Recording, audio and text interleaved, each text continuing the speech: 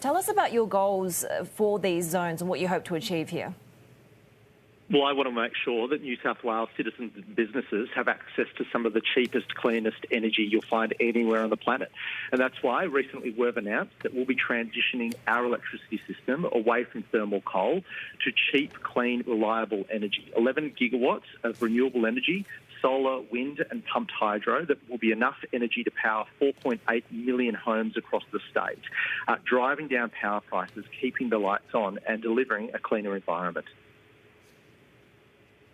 So, Minister, we know on a federal level, energy and climate policy has toppled prime ministers in the past. I want to get the elephant out of the room, addressed here. Is there a real dislocation between federal level policy and state level policy? And do you see this really being driven by the states going forward, the way that you're doing now? Well, not at all. I mean, the federal government and the New South Wales government are absolutely committed to reducing our emissions in a way that grows our economy and creates jobs. And that's exactly what this announcement is all about.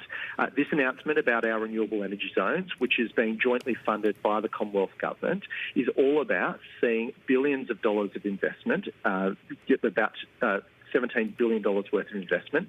It'll create 2,500 new construction jobs as we build the transmission and storage capacity to ensure that our electricity is dispatchable, and about 1,300 permanent new jobs into New South Wales. So this is not only good for the environment, it's also good for our economy, and we're working hand in glove with the federal government to deliver those objectives. Do you feel supported by the federal government? Because it seems like on a federal level, there's a real blind spot when it comes to renewables and the role they play going forward. Well, the reality is we've entered into one of the biggest energy deals in the nation's history with the Commonwealth Government, a $3 billion deal that will underwrite the build of new generation, new transmission and new storage to ensure that our citizens and businesses can have access to cheap, clean, reliable energy that will set us up for success in a low-carbon global economy. And that's what this is all about. So it's not just an environmental play, which is very important, it's an economic play. My vision for New South Wales is for us to have some of the cheapest electricity anywhere on the planet.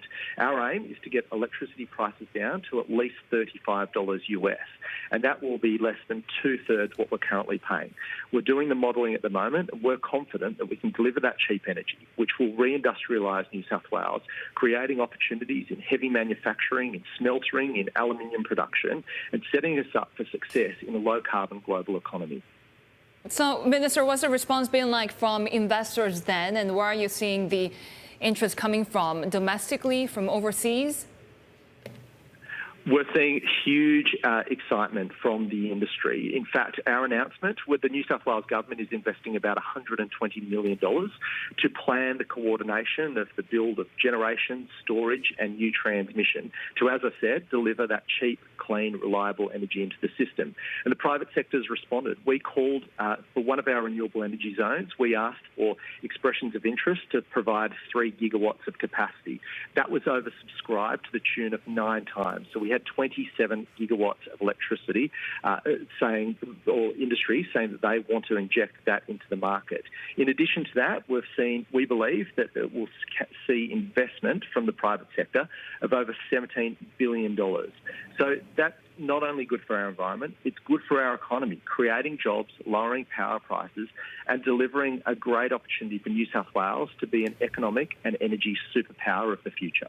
Talking about the economy, your government is targeting net zero emissions by 2050, but also a recent report showing that you still consider coal a big part of the New South Wales economy for many years to come. So how do you reconcile both?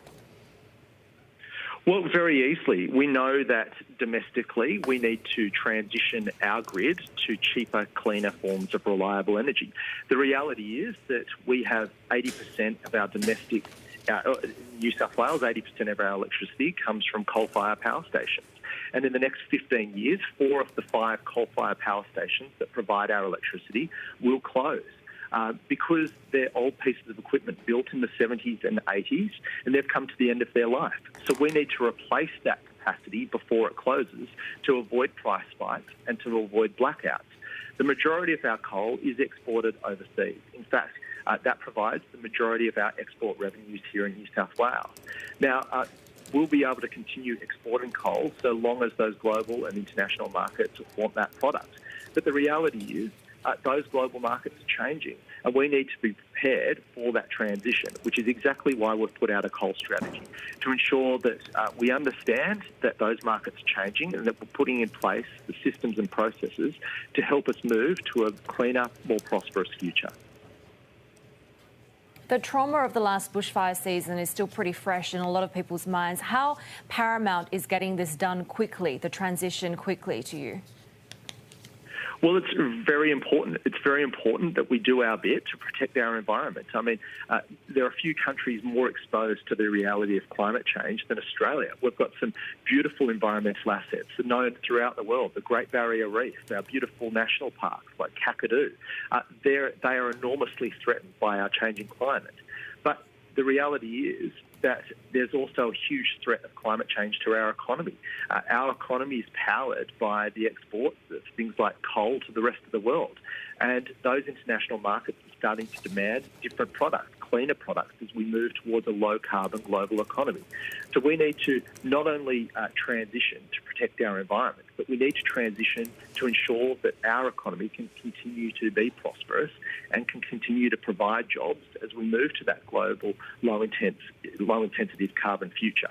I'm confident this transition will set us up for success and ensure that we can be not only an energy superpower, but a global economic superpower, as we're the home to some of the best renewable resources anywhere on the planet.